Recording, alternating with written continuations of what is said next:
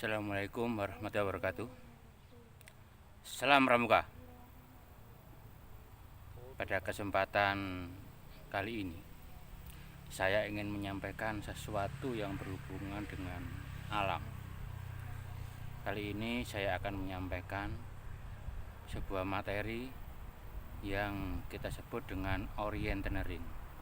Nah, di materi orienteering ini ada beberapa hal, ada beberapa bagian yang harus kita pahami, yang harus kita ketahui sebagai anggota gerakan pramuka. Nah, orienteering ini misalnya kita bisa menggunakan kim misalnya. Aslinya kim ini adalah kemampuan indera yang ada pada manusia. Nah, sehingga disebut dengan kim, kemampuan indera manusia. Nah, itu bisa kita mulai dari melihat ini, dari mata. Nah, kita melihat itu. Nah, dengan melihat ini kita bisa latihan mengamati apa yang ada di sekitar kita ini. Nah, sekitar kita ini misalnya saya tadi melihat itu ada pohon yang disengaja dilukai, ternyata itu diambil getahnya. Nah, ini namanya getah damar atau getah pinus. Misalnya saya mengamati itu, ternyata hampir di semua tempat ini saya amati ada yang seperti itu. Nah, itu contoh metode kim yang menggunakan mata. Kemudian saya melihat di atas, ke atas ini, di atas pohon-pohon ini. Nah, di atas pohon-pohon ini, nah itu ini mulai terlihat mendung. Nah, dia. Jadi saya melihat mulai mengamati, oh di sekitar sini ada mulai mendung. Jadi ada kemungkinan beberapa jam ke depan itu akan hujan. Nah, itu masih dari mata. Kemudian kita bisa melihat lagi tekstur lahan yang ada di sekitar saya ini teras iring. Jadi semakin ke bawah sana itu maka semakin curam. Jadi semakin curam sana. Nah, ada pohon-pohon yang di bawah-bawah itu, nah itu semakin curam. Karena saya mengamati, saya melihat, oh ternyata tanahnya teras iring. Nah, itu baru dari sisi pengamatan. Kemudian dari pendengaran. Nah, ini ternyata itu saya dengar ada suara motor yang lewat. Jadi saya dengarkan, saya nggak melihat motornya, tapi saya mendengarkan, oh di sebelah mana arah jalan ini. Nah, saya akan tahu dari situ. Itu dari pendengaran. Misalnya ada lagi suara apa? Oh tadi barusan ada burung berkicau di situ. Nah, ini ada suara jengkerik. Nah, itu kemampuan indera saya masih bisa lah ya. Ini saya nggak halu loh ya. Di situ saya dengar memang ada suara jengkerik. Nah, ini ada suara motor. Nah, ini ya suara motor yang jalan. Saya bisa bedakan ini motor atau mobil, saya tahu. Nah, karena indera pendengaran saya masih berfungsi. Kemudian misalnya saya menemukan benda. Nah, saya tadi ini ada yang jatuh ini. Nah, kemudian saya lihat, oh baunya apa ini ya, kayak baunya ada sedikit-sedikit bau buah. Nah, ternyata ini buahnya pinus. Nah, itu seperti ini. Nah, ini kita bau, ada baunya. Tadi saya melihat di situ ada daun kecil-kecil itu, saya lihat oh baunya min gitu. Oh ini daun min. Nah, kita tahu seperti itu. Kita bisa membedakan dari kondisi alam yang ada di sekitar kita ini. Biasanya kalau si anak penggalang diuji memang sengaja dengan pohon-pohon yang bentuknya hampir sama gitu, disuruh bau, ini bau apa bedanya jahe sama kencur. Nah gitu, nah dibau. Itu dari indera pembauannya kita. Kemudian yang terakhir adalah perasa kita, ada kulit ini. Nah, kulit ini juga indera kita untuk mendeteksi apakah ini dingin, apakah ini panas, apakah ini dapat menyebabkan iritasi dan sebagainya. Itu bagian yang dirasakan oleh kulitnya kita. Nah, kemudian termasuk ini ada di lidah itu ya, pengecap itu bagian dari inderanya kita. Nah, itu tentang indera yang nanti akan dipraktekkan oleh kalian bagaimana kemampuan kim ini. Nah, kemudian yang kedua, ini biasanya di kim itu ada hubungannya dengan ini ketika kita mau berangkat bersama-sama, itu biasanya ada baris.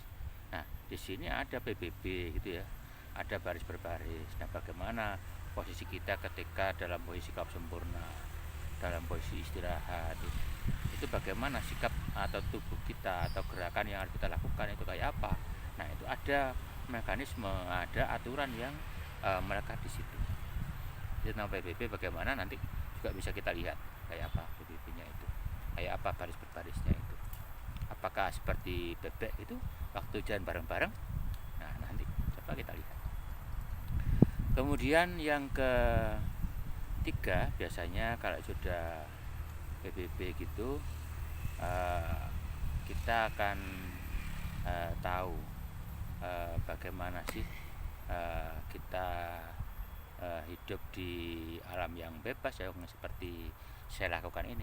Sekarang ini saya lagi nyantai gitu ya, kita berada di alam gitu ya, kita pasang ini hemok ini. Nah, begitu saya pasang hemok ini bisa dipakai tidur dan seterusnya gitu. Nah, kita bisa menikmati suasana alam yang di sini udaranya bersih gitu. Nah, biasanya itu di dalam pramuka ada kegiatan yang namanya pengembaraan.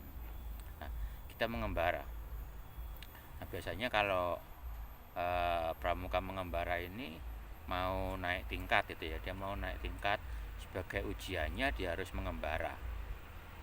Nah, ketika dia melakukan pengembaraan itu biasanya anggota pramuka itu akan melakukan tadi pengamatan, mengamati lingkungannya kayak apa dari wilayah yang digembarai itu, wilayah yang dilalui itu, apa aja potensi-potensi yang mungkin bisa dikembangkan oleh anggota gerakan pramuka.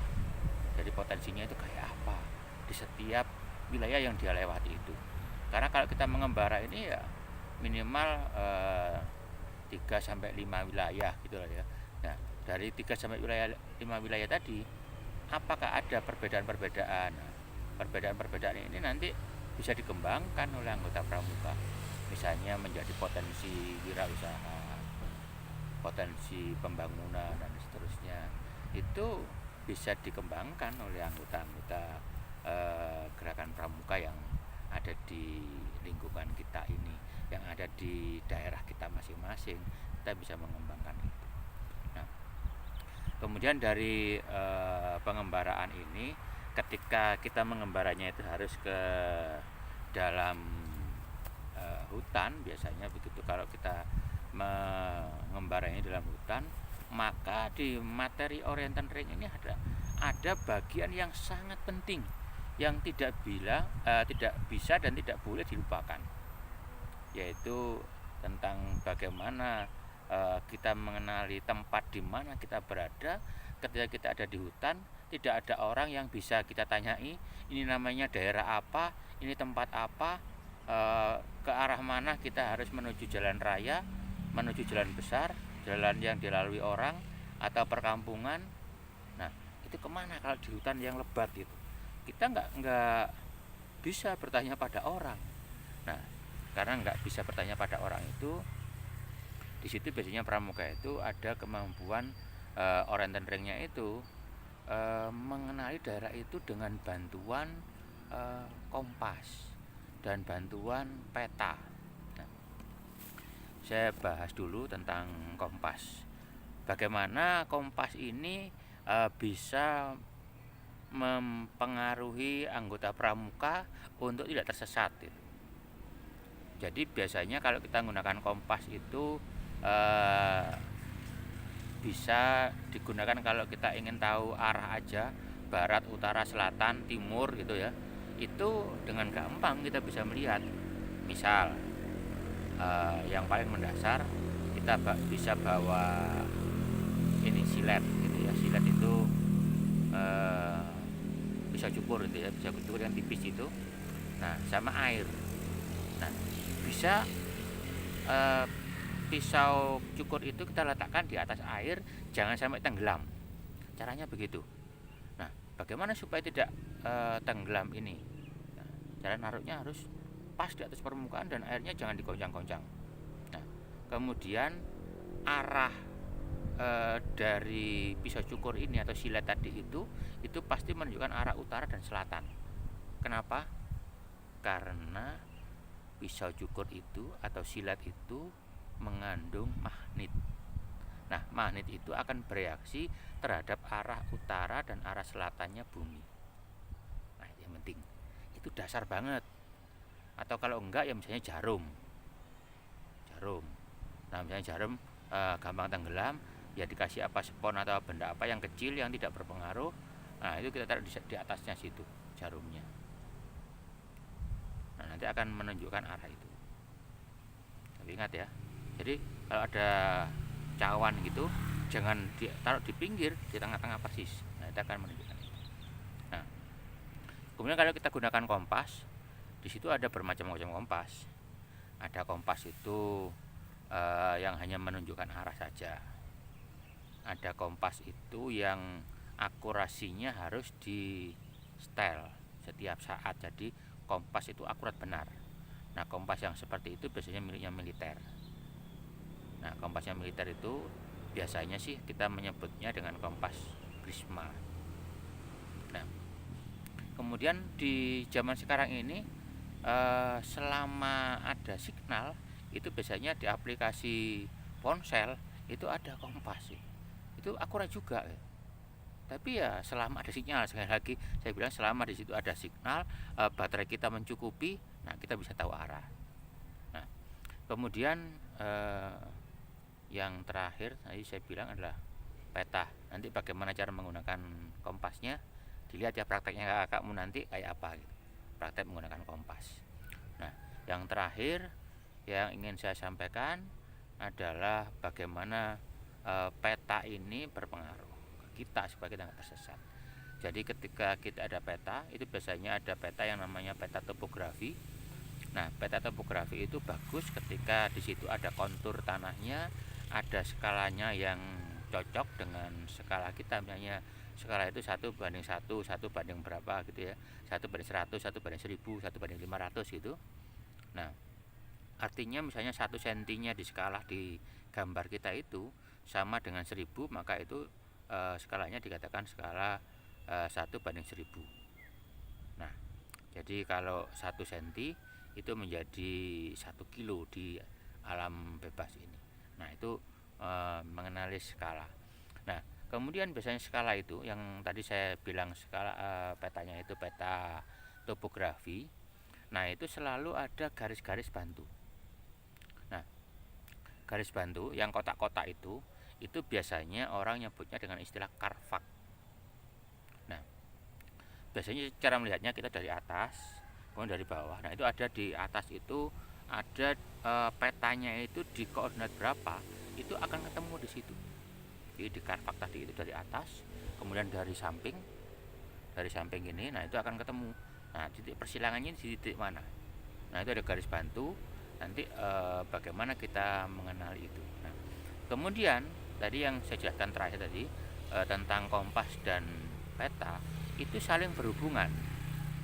Peta dan kompas itu saling melengkapi. Kita punya kompas aja, kita hanya bisa menentukan arah utara dan selatan. Kita punya peta saja, kita nggak tahu arah utara selatan, maka kita juga bingung. Nah, ini sejoli yang tidak bisa dilepaskan, namanya peta topografi dan kompas ini. Nah, kemudian nanti di istilah ini untuk menentukan letak di mana kita berada, di mana posisi kita berada, itu biasanya kita menyebutnya dengan tempat kita.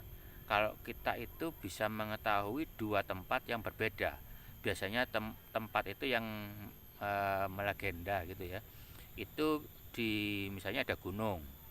Kalau di daerah sini itu yang kita kenali ada Gunung Semeru, ada Gunung Arjuno, ada Gunung Panderman, ada Gunung Batok gitu ya. Nah, itu kelihatan, atau monumen-monumen yang bersejarah itu di peta akan ada. Nah, ketika kita tahu tempat itu, maka kita akan bidik di mana tempat A yang pertama tadi dengan tempat yang kedua. Setelah kita bidik berapa derajat, kita tambah dengan 180 derajat.